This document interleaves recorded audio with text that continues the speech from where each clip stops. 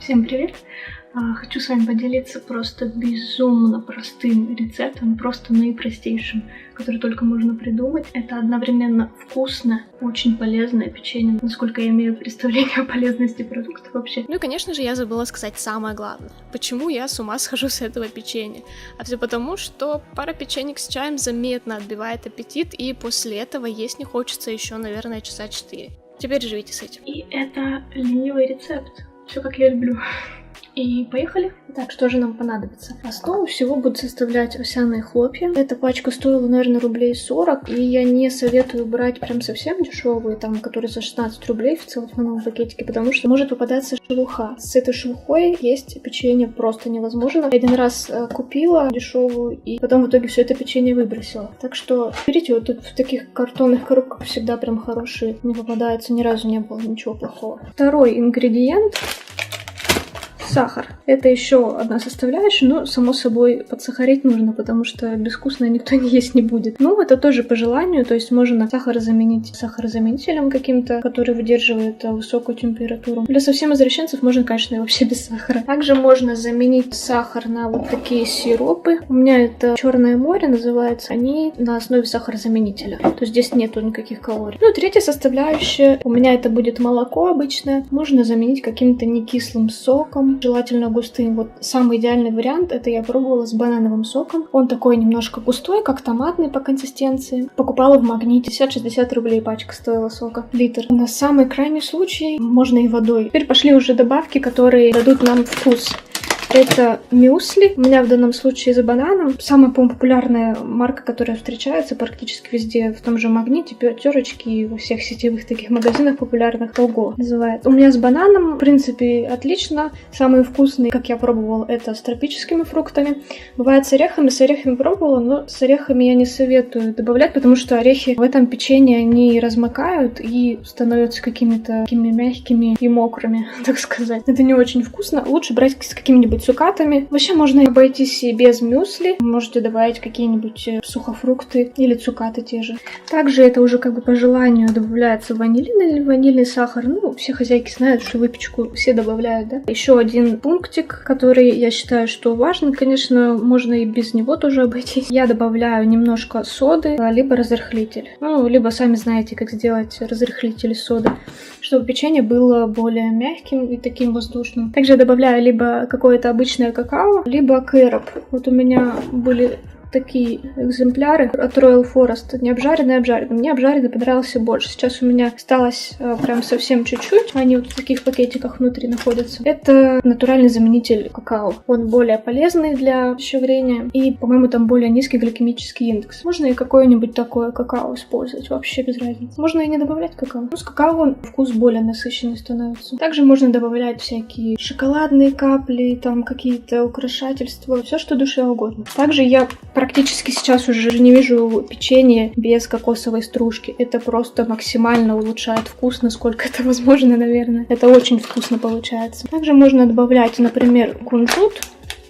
Ну, я в последнее время как-то не добавляю. Можно добавлять корицу. Также вот для большей полезности я всегда добавляю клетчатку. Эта клетчатка овсяная, наверное, была куплена в Азбуке здоровья. 120 рублей даже осталось в цене. Она пшеничная. Клетчатка, она нам помогает очищать кишечник, помогает пищеварению. И вообще просто незаменимая вещь на каждый день. Особенно зимой, когда нету ни овощей, ни фруктов. Ну, либо все стоит дорого. Семя льна. Это такая штука, которую я бы не советовала добавлять в печенье, потому что один раз... Она, конечно, очень полезна, но один раз я делала печенье и выложила, значит, на противень печенюшки, красиво разложила. А вот эта штука, она сделала так, что все просто превратилось в единый пласт и очень долго не могло высохнуть. Но кто хоть раз делал из семени льна печеньки, знает, что оно должно очень долго сохнуть. И это такой трудозатратный процесс. Вот, собственно, и все, что нам нужно.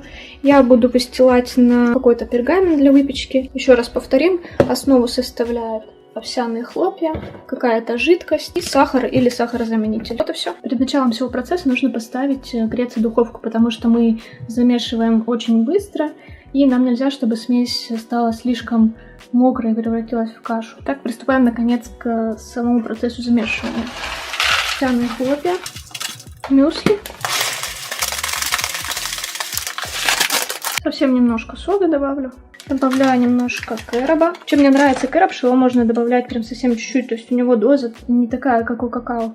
Если какао нужно ложки 3-4 добавлять, то кэроба прям буквально, наверное, пол чайной ложечки. Сахар. Отруби. И кокосовые стружки. Кокосовую стружку я добавляю немножко сюда. И потом еще посыплю просто сверху. Ванилин.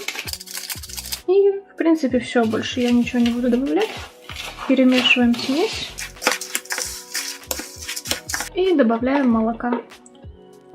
В чем суть? Нам нельзя делать смесь слишком жидкой. Нужно сделать так, чтобы смесь была просто слегка влажная и не более того.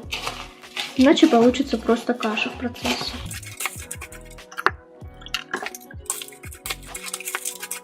При этом нельзя оставлять сухие участки.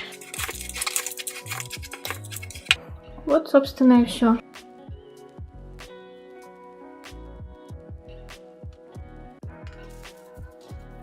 Постелила пергамент. И можно, конечно, выкладывать это печеньками, но я, как истинно ленивый человек, делаю просто вот так.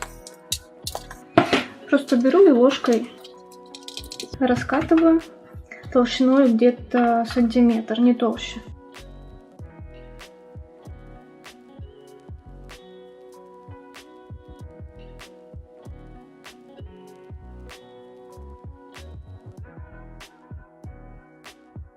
Ставим такую красоту в духовку на минут 10, наверное, максимум 15, причем не на сильный газ. Наша задача просто немножко осушить всю эту штуку. Так, прошло где-то минут 13.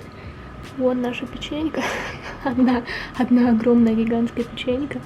Она уже, в принципе, подсохла. Я, наверное, сейчас выключу уже духовку, и она у меня будет доходить еще пару часов, наверное. Просто так, само по себе, выключенной и в открытой духовке. Иногда я вообще оставляю на ночь, то есть готовлю вечером, и на ночь оставляю в открытой духовке подсыхать печеньку нашу. Потому что именно вот сейчас она, скорее всего, еще будет немножко влажная. А уже утром я достаю, делю на маленькие кусочки все это дело и убираю в холодильник. В холодильнике оно прекрасно лежит неделю, может даже 2. Ну, я за неделю все съедаю, поэтому гарантий никаких дать не могу. Вот, в принципе, и все.